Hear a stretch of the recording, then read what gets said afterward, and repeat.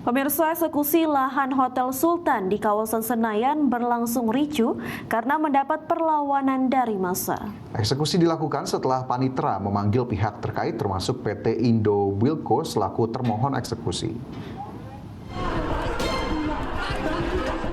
Kericuhan mewarnai eksekusi Hotel Sultan yang berada di kawasan GBK, Jakarta Pusat. Massa melempari aparat dengan botol maupun benda lainnya. Kericuhan terjadi saat aparat keamanan memasuki area Hotel Sultan Jakarta. Aparat keamanan menyemprotkan air untuk membubarkan massa. Sejumlah aparat dari kepolisian yang dilengkapi tameng bergantian maju ke arah massa. Beberapa orang ditangkap aparat karena diduga sengaja membuat kerusuhan. Sebelumnya, ratusan simpatisan yang menolak eksekusi Hotel Sultan berkumpul di sekitar lokasi. Mereka menggelar orasi dan memasang spanduk untuk menentang eksekusi yang dilaksanakan pemerintah. Para simpatisan membentuk barikade dan meminta aparat tidak melakukan kekerasan. Tim Liputan IDX Channel.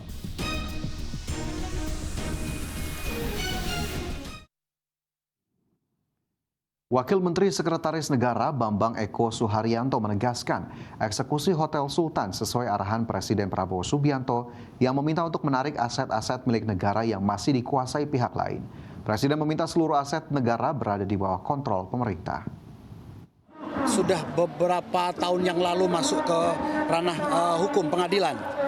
Jadi tanah ex Hotel Sultan ini merupakan aset negara yang dibebaskan oleh pemerintah sekitar tahun 1959 dalam rangka Asian Games keempat waktu itu.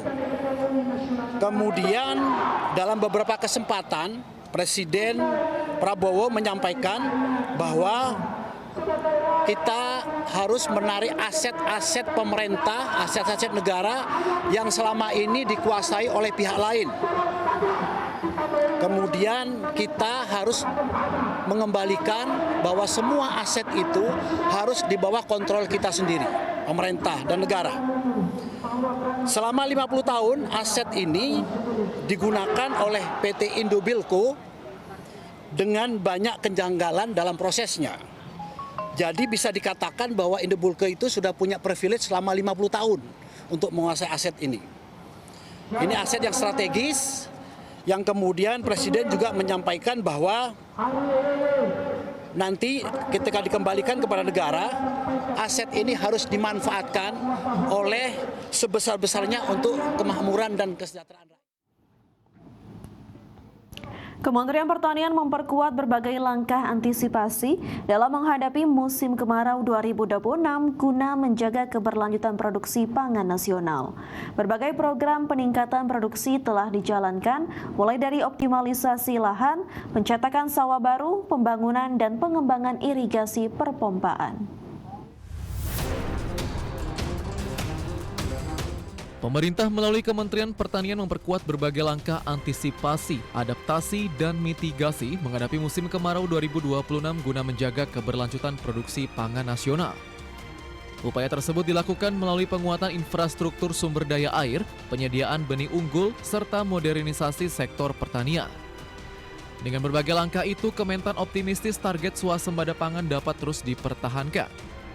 Sekretaris Jenderal Kementan Suwandi, produksi pangan tetap berjalan optimal meskipun menghadapi tantangan perubahan iklim. Oleh karena itu, menjaga pangan adalah menjadi prioritas utama untuk menjaga kedaulatan dan masa depan negara. Untuk itu, dan sesuai arahan kebijakan Bapak Presiden, Bapak Menteri, Bapak Wakil Menteri Pertanian juga, Bapak Presiden mengarahkan untuk fokus 5 tahun ke depan 4 program utama yang terkait dengan pertanian, yaitu 1, swasembada pangan, yang kedua makan bergizi, kemudian ketahanan energi, ada biofuel dan hilirisasi. Suwandi menambahkan berbagai program peningkatan produksi telah dijalankan mulai dari optimalisasi lahan, pencetakan sawah baru, pembangunan dan pengembangan irigasi perpompaan, penyediaan benih unggul, hingga penguatan koordinasi antara pemerintah pusat dan daerah. Jakarta, Yasmin Atania, IDX Channel. Sementara itu, Komisi 4 DPR RI menilai saat ini pemerintah telah berhasil mencatatkan capaian swasembada pangan lebih cepat dari target yang sebelumnya ditetapkan pada 2027 dengan peningkatan stok pangan nasional yang cukup signifikan. Komisi 4 DPR RI Firman Subagio meskipun sudah mencapai swasembada pangan, produktivitas pangan secara nasional harus tetap dioptimalkan. Di mana keberhasilan mencapai swasembada pangan ini tidak boleh membuat lengah karena tantangan ke depan diperkirakan semakin kompleks. Oleh sebab itu Komisi 4 menekankan pentingnya langkah penguatan ketahanan pangan nasional secara berkelanjutan. Mempertahankan ini jauh lebih berat daripada kita berjuang untuk mencapai swasembadanya.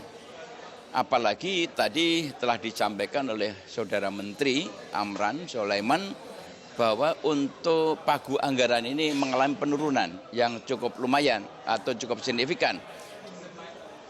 Yang lalu itu mencapai 30 triliun lebih dan sekarang ini hanya 23,23 triliun. Artinya di pos-pos anggaran di kementerian ini, di Direktur Jenderal ini banyak mengalami penurunan. Di mana dampak daripada penurunan alokasi atau pagu anggaran ini akan berdampak kepada yang terkait dengan masalah produksi dan swasembada. Ya, juru bicara Kementerian SDM Dwi Anggia memaparkan kesiapan pemerintah dalam mengimplementasikan program biodiesel B50 yang akan mulai berlaku pada 1 Juli 2026. Kebijakan ini merupakan bagian dari memperkuat kemandirian energi nasional, mengurangi ketergantungan terhadap impor bahan bakar fosil, serta meningkatkan pemanfaatan energi baru terbarukan berbasis minyak sawit dalam negeri.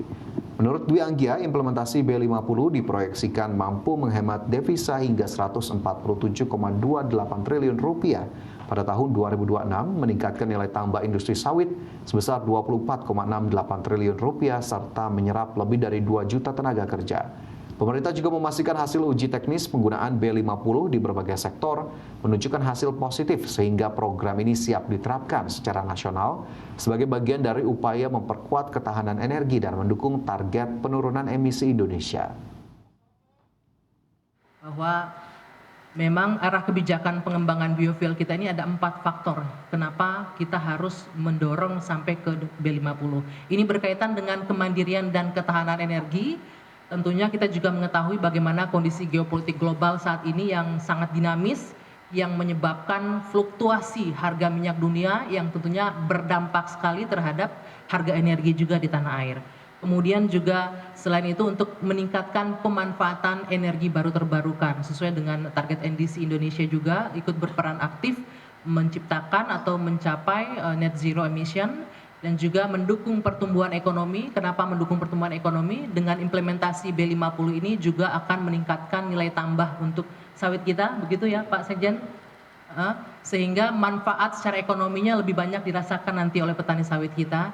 Dan juga yang tidak kalah penting, ini juga concern Gen Z, rekan-rekan Gen Z, masyarakat kita adalah perlindungan lingkungan dan juga sustainability, lebih kepada arah green energy.